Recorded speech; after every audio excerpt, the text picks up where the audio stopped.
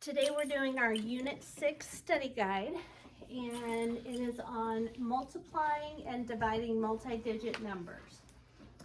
The first problem says, here is the beginning of a list of multiples of 3. 3, 6, 9, 12, 15, 18. Select all statements that are true about this list. A says the terms in the list switch between even and odd. Is that true? Yes. Yes. So you need to circle A. Okay. B says the 10th term in the list is 30. So we did a quiz on patterns and you guys had a little bit of trouble with it. And I want you to think for a minute, if you've got a list of numbers, a list of multiples of 3, this is the first term, right? Mm-hmm. This is the second term, the third term, and so on. What do you, so we're adding 3 each time, but if you look at this, what do you multiply 1 times to get 3? Zerelda?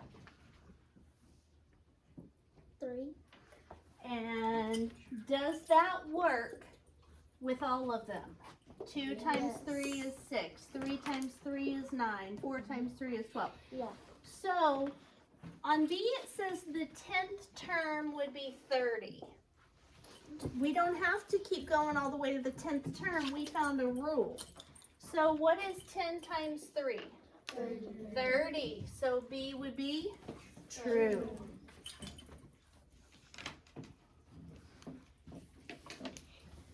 C says there are no multiples of 7 in the list. If you look at your 7 row, do you see a 3, a 6, a 9, a 12, a 15, or an 18? No. But what would the next multiple of 3 be after 18? 20. Mary? 21. 21. Is there a 21 on the 7 row? Yes. Yes. So what I want you to do, we're not going to circle C, we're going to cross through it, and then at the end, we're going to just write a 21. That's a reminder that it's false because 21 is a multiple of 3 and would be on this list. Are you doing this? Nope. Okay. D says the 100th term in the list is 300. So if we got to the 100th term, would that be 300? Yes. Yes, because if we multiply times 3, it would be 300. So D is correct. And then it says the next multiple of 5 in the list is 60. What do all multiples of 5 end with, Fisher? 0 or 5. 0 or 5. So the first multiple of 5 we have is right here. And if we kept going, 21, 24, 27, 30. What would the next multiple of 5 be? Autrey? 30. 30. And so this says the next multiple of 5 in the list is 60. So that would be false. And at the end, we're going to put 30. And that's just a reminder that it's false because 30 would be the next multiple of 5. Okay. Which is the best estimate for the value of 7,395 times 8? So since we're talking about an estimate, we need to round 7,395 to the nearest thousand. Jackson, what does 7,395 round to? 7,000. 7,000. Because the 3 tells the 7 to stay the same. Everything else becomes a 0. So this number turns into 7,000 times 8. Write that down. And our basic fact here is 7 times 8, which equals 56. And then we add on 3 zeros. So the estimate we came up with is 56,000. Now that's not in our list of options. So which one is the closest to 56,000, Emma?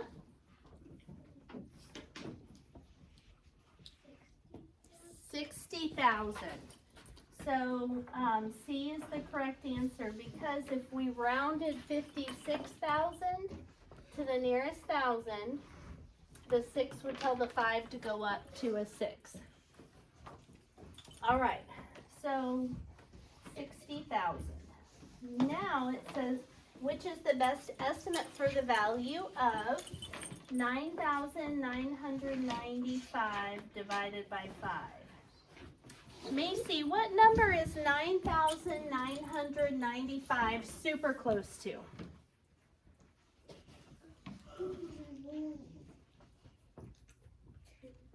Yes, girl. It's very close to 10,000. Because if we rounded to the nearest thousand, the 9 would tell the 9 to go up to a 10, and then the other 3 numbers would stay the same. So 10,000 divided by 5. So that is like saying I have 10,000 marbles and I'm going to divide them between 5 students, right? So we know that our answer should be smaller than what? Smaller than 10,000, right? So if we are, I'm mentioning that for a reason here. So if we are doing this problem, can we do 1 divided by 5 and get a whole number? No. So we need to include one of our zeros in our basic fact. What is 10 divided by 5? Shout it out. 2. How many zeros do we bring over, Evan? 4. No. Because watch, Evan. 1, 2, 3, 4. Then each kid would get 20,000. But we started with only 10,000, right? I'm actually glad you said that. The reason we only bring over 3 is because, do you see that we included one of the zeros in our basic fact? So that zero's is gone now. Brooklyn, you with me? That zero's gone because I divided 10 by 5 and got 2, and I only have 3 zeros that haven't been messed with yet. So the actual answer is 2,000. Okay? So we're gonna circle this and write 2,000 right under here. And honestly, if you're dividing a number, you know right off the bat that these 2 are too big because they're bigger than we started with, right? So you could even cross them off at the get-go. All right. Everybody got all that copied down? Yep. Okay, next page. Number 4 says find the value of each product. Show or explain your reasoning. So in this problem, we're doing multiplication, and I'm going to have you guys write down an area model. Make sure that you leave enough room over here to write down, to stack them and add them, okay? So I'm going to make an area model. And what number goes on the side of it? 8. How many sections will it have? 4. So 1, 2, 3, 4. And then across the top, I'm going to put 4,000, 100, 70, and 4. And since this is your study guide and what you're going to have at home to be studying for your test, I do want you, Devin, to write each of the expressions in the boxes. Not just the answer, but what we're multiplying together to get what goes in each box. So what do we multiply together for the first box? 8 times 4,000. 8 times 4,000. Write that small so it fits. 8 times 4,000. Then we're going to go to the next box. That 8 kind of looks rough. Okay, what are we going to multiply together for the next box? I think I'm going to pull 6 for this one. What do we multiply together for the second box? Autrey? 8 times 100. Yep. Okay, what do we multiply together for the next box? Brooklyn? 8 times 70. Yep. And then, what do we multiply together for the last box? Avis? 8 times 4. 8 times 4. So I've written all my expressions in there. Now I need to find the value of those expressions using basic facts and zeros. So what is 8 times 4? 32.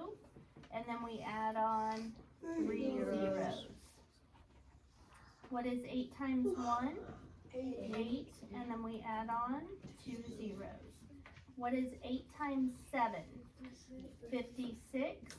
And then we add on 1 0. And 8 times 4? 32. Our last step, stack them and add them. 32,800, 560, and 32. Touch. Okay, 0 plus 0 plus 0 plus 2? 2. 0 plus 0 plus 6 plus 3? 9. 8 plus 5? 13. We put down the 3, carry the 1, 2 plus 1? 3, and 3 plus nothing? 3. So the answer to this problem is 33,392. And then I'm going to put a box around that. Okay. The next problem is 35 times 74. We're going to do an area model for this one as well. But it's going to be a square, right? Yeah. And then we need 4 sections. And then we put 74 and 35. All right, and I'm going to pull sticks. Tell me what we multiplied together for this box. Todd. You did 30 times 70. Yep, and we're going to write that inside. 30 times 70. What do we multiply together for this box? Macy? 30 times 4. I can't hear you. 30 times 4. That's correct. What do we multiply together for this box? Fisher? 5 times 70. Yep.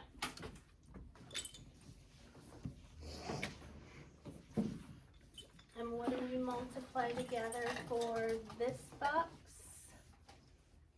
Owen? 5 times 4. Yep. Okay. Now we have all of our expressions in there, so we can start solving. 3 times 7 is 21, and then we add on 2 zeros. 3 times 4 is 12, and then we add on 1 0. Okay, 5 times 7 is 35 with 1 0, and 5 times 4? 20. Now we've got 4 numbers to stack and add. So 2,100, 350, 120, and 20. And when we add those all together, we will get 90.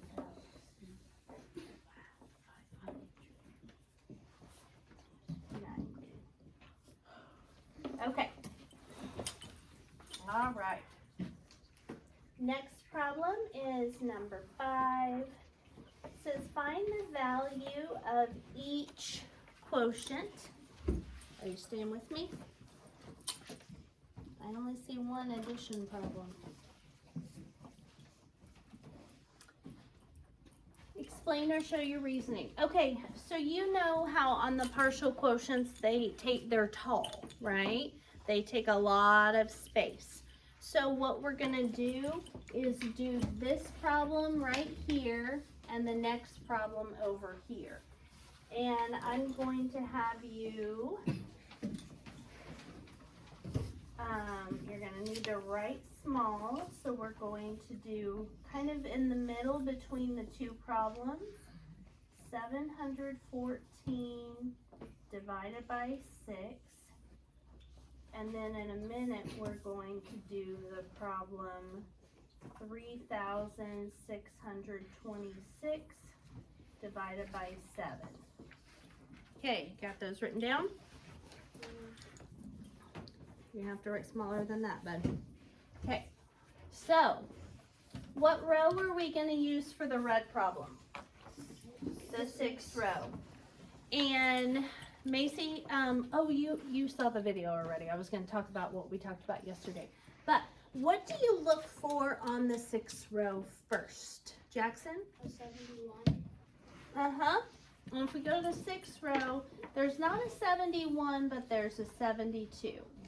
So we could do 66 with a 0, but 66 is a little tough. We're going to do 600 instead, because can you multiply 6 times anything and get 600? Yes. Yeah. So is 600 a multiple of 6? So we're going to go ahead and do 600. And when we subtract, we're going to get 114. And then we're going to go to the 6th row and we're going to look for 11. So that means we have, but actually, yeah, let's do 60 this time. And take that away, and that gives us 54. And then what can we subtract? Evan? Wait.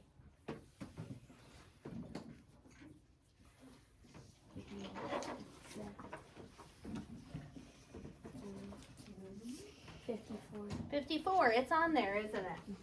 So we're at the 5 row. Gotcha. So we're going to subtract 54, and that gets us down to 0.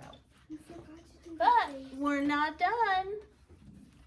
So where does the answer to a division problem go, Harbor?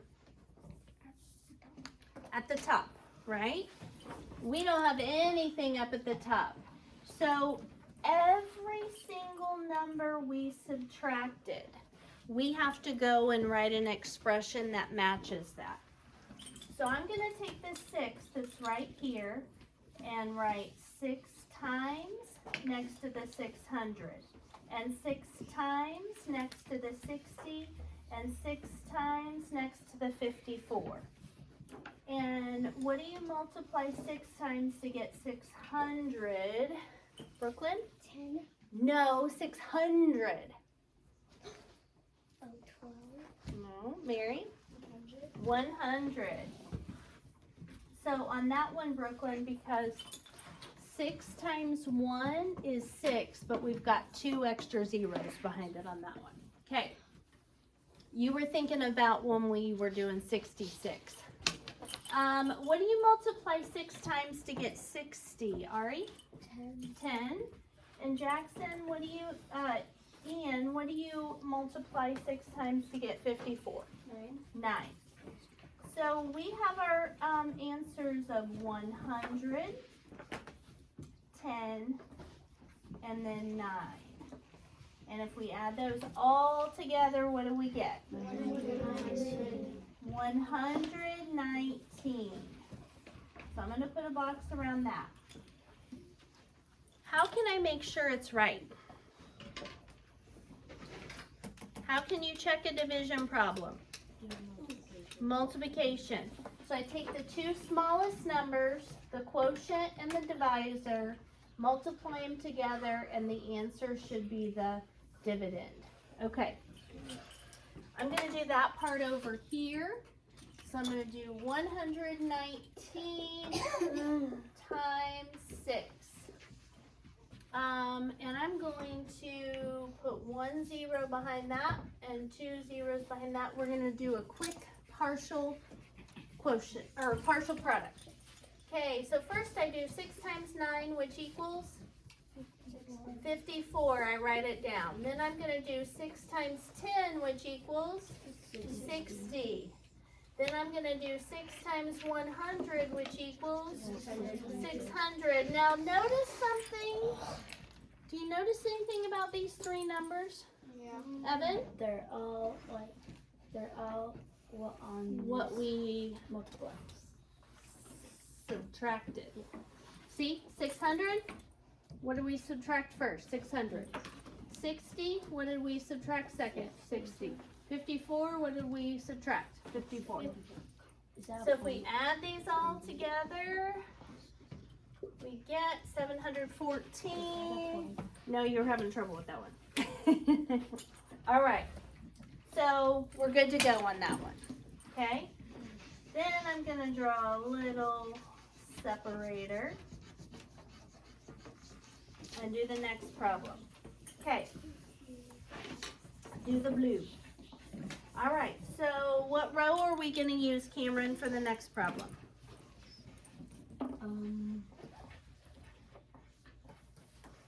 The 7. The 7 row. Very good. So we're going to go to the 7, and what are we going to look for first, Cameron? We're gonna look for 63.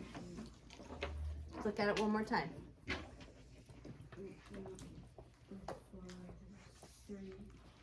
for 3,000. No, you said 63. You flipped them around. What is that number? A 3, then a 6. What is it? 36. 36. Okay. So we're going to go to the 7 row and look for 36. I don't see a 36, but what do I see instead, Brooklyn? 35. 35. So that is what we're going to write down. Oops, I started doing it red. All right. That's what we're going to write down under the 36 is a 35. But we've got to put something underneath the 2 and the 6, so we add zeros. Now we're going to go 6 minus 0 is 6. 2 minus 0 is 2. 6 minus 5 is 1. You have to be careful on this part because some of you are forgetting the basic subtraction rule. If there's more on the floor, you gotta go next door, okay? So, don't forget if we're subtracting and we've got more on the floor, we have to decompose. Okay, so now we're gonna go to 7 row. What are we looking for, Jackson? A 12. A 12. If I go to 7 row, I don't see a 12, I just see a 7. So, I'm not going to subtract 700. What would I subtract instead? 70. Why is my thing not writing all of a sudden? Why not? Raise your hand if you have a question. What? Why not do 12? Because there is no 12 on the 7 row. Oh. Okay, so now we're going to take away 70. I don't know if it's just, there we go. Okay, so 6 minus 0 and 12 minus 7, 5. So now we're going to go to the 7 row, and what are we going to subtract next? 56. 56. Okay, subtract 56, and that gives us 0. So we got down to 0. So now we've subtracted 1, 2, 3 times. So each of those numbers that I subtracted, I need to go put 7 times next to it. And let's look. 7 times what is 35? 5. And then how many zeros did we add on? 2. So I'm gonna go up top and put 500. And you do want to put it above the 5 above the hundreds place in your original number, right? Okay, and then what do you multiply 7 times to get 70? 10. And so we're going to put a 10 up top. And what do you multiply 7 times to get 56? 8. And so we're going to put an 8 on top. And 500 plus 10 plus 8 equals? 518. Very good.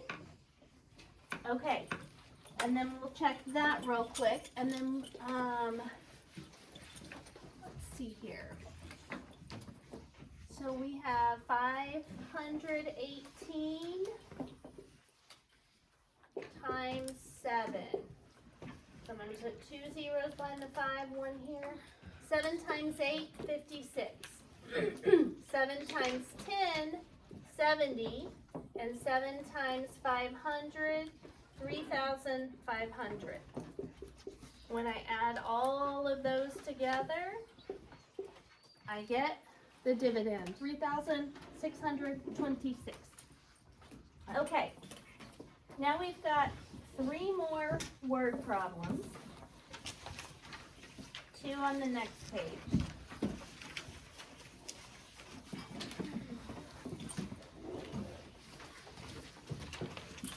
Part of this test requires that you know, based on the words, when to multiply and when to divide. So let's think this through for a second. It says Lynn's school bought 275 packages of pens. So picture that in your mind. Quit messing in your desk.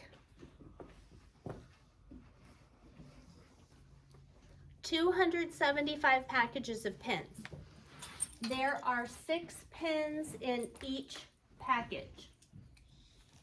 How many pens did Lynn's school buy? So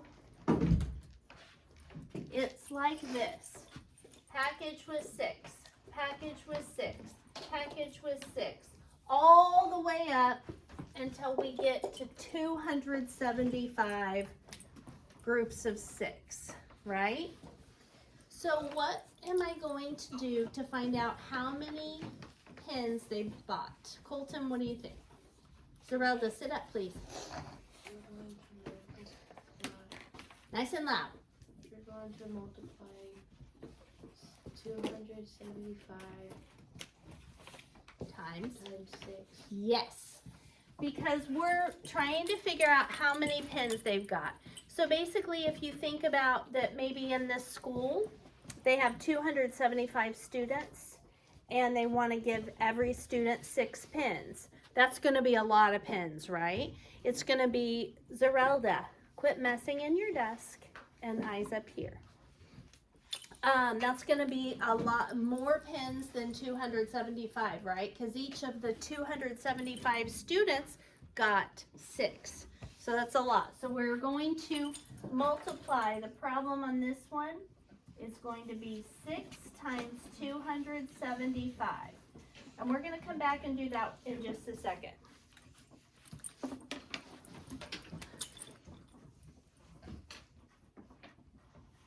The next problem says another school, a different school, bought a total of 1,734 pens. There are 6 pens in each package. How many packages of pens did the school buy? So they're giving you a big total, and they're saying they're in individual packages of 6. How many packages are there? So what are we going to do to figure this one out, Harbor? 1,734 divided by 6. Yes, we're going to divide this time because they gave us a total. They're saying they're in groups of 6 and want to know how many groups there are. Okay, so we're going to do 1,734 divided by 6. Okay, for the multiplication one, we're going to do an area model. So draw your area model with a 6 on the side, 3 sections, 200, then 70, then 5. We're going to start with 6 times 200, 6 times 70, and then 6 times 5. And 6 times 2 is 12, and then I add on 2 zeros. And 6 times 7 is 42 with 1 0 added, and 6 times 5 is 30. Last step, stack them and add them. 1,200 pens plus 420 pens plus 30 pens. Add it all together gives us 1,650 pens that the school bought. And then on the division one, we've got to find out how many packages the school bought. So I'm going to start about in the middle of the page and do 1,734 divided by 6. And I'm going to start looking at the 6th row for 17. That's what's at the beginning of this number.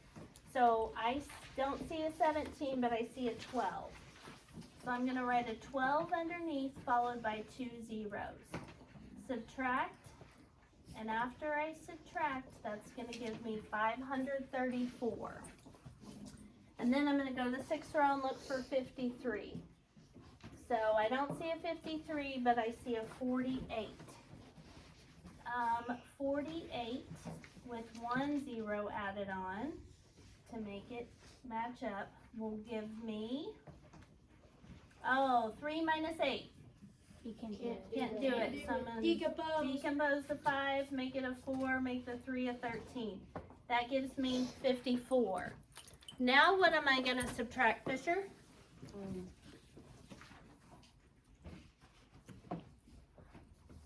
54 minus 54. Yep, 54 is what I'm going to subtract, and that will get me down to 0. So I subtracted 3 numbers, so I'm going to have 3 partial quotients. 6 times, 6 times, and 6 times. And if I look at the first one, 6 times what is 12? Hazel? 2, and with 2 zeros is 200, yes. 200 on top. What do you multiply 6 times to get 48? Ari? 8. 8, and then we have to add on a 0, and I know it's getting blurry now. And then we're gonna do an 80 above that. And what do you multiply 6 times to get 54? Evan? 9. And then we're gonna add a 9 on top. And 200 plus 80 plus 9. 289. Now let's think about that problem in terms of I'm going to try to recast it and see if that helps. Think about that in terms of the problem. So they bought 1,734 pens. They came in packages of 6. And when they got finished, then they figured out that there were, how many packages did they buy? What's our answer, guys? 289. 289. Does that make sense that they bought 289 packages with 6 pens in each package, and that got them to 1,734. All right, so let me see if I bring this back up. If it's clearer. I know. Oh, I'm working on it.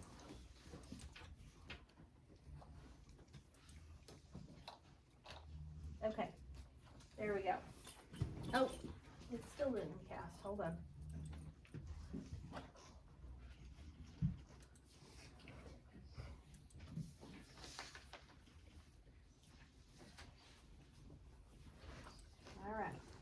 One more time. Is it there? Or it's blank. Yes. Yep. Okay. Now it's not blurry that much. Okay, good. All right, here we go. So 289. All right. Is that 5 times 5? Is it like 5,000? It was, when we subtracted, we had 4 minus 0 is 4, 3 minus 0 is 3, 7 minus 2 is 5. So we had 534. And then we had to cross out the 5, make it a 400, make that a 13. Okay? All right. And we can always check to make sure 289 times 6 should give us what we started with. 6 times 9, 54. 6 times 80, 480. 6 times 200, 1,200. We add those together. That's what we started with. Okay, last problem.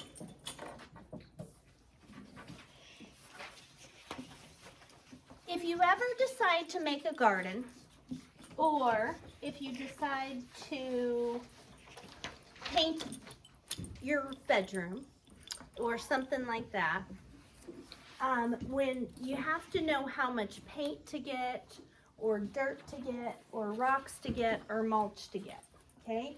You don't want to just, you have no idea going into the store how much you need. And so what usually paint cans and things like that will tell you is how many square feet it covers. So you have to measure in feet, the length and the width, and then if you're doing walls, like the length and the width, figure out how many square feet are in or on that wall, and then the paint can will say this paint can will cover 500 square feet or something. And then you have an idea of how much to buy. Well, Jada's family is getting soil for a garden. The garden will be 160 square feet. Each bag of soil covers 6 square feet. How many bags of soil does Jada's family need? Okay, so we're splitting our garden into 6 sections of 6, right? So 160 square feet. This 6 will be covered by this bag. This 6 will be covered by this bag. But we need to see how many 6s there are in 160. So we need to divide 160 by 6. Okay, so we go to 6th row. We're looking for 16. I see a 12, so we're going to take away 120.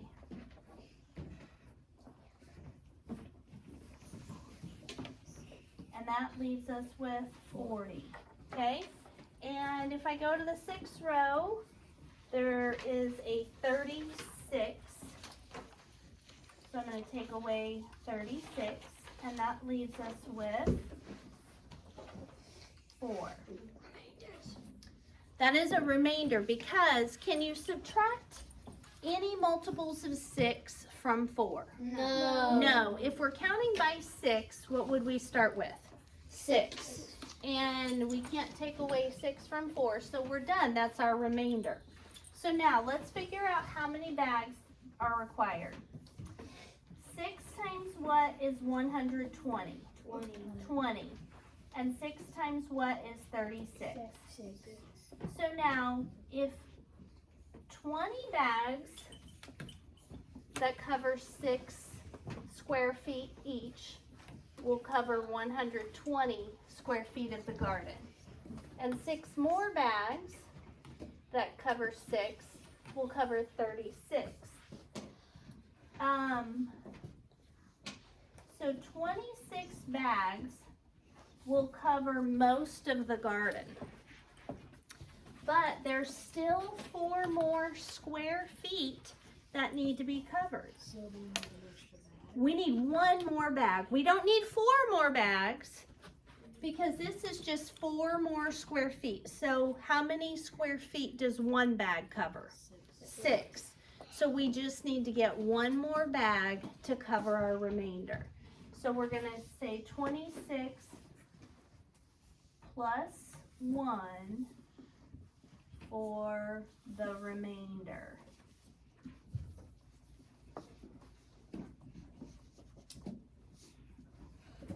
So 27 bags. Now, what we can do, remember our garden is 160 square feet. And if we go to the store and we buy 27 bags that each cover 6, let's figure out, make sure we get a number that's at least this big. So if we do 6 times 20 is 120, and 6 times 7 is 42. If I add 120 plus 42, that gives me 162. Is that going to be enough to cover our garden? Yes. Are we going to have a little bit left over in case rabbits dig our garden? Yes. Is that ever a bad thing? No. I want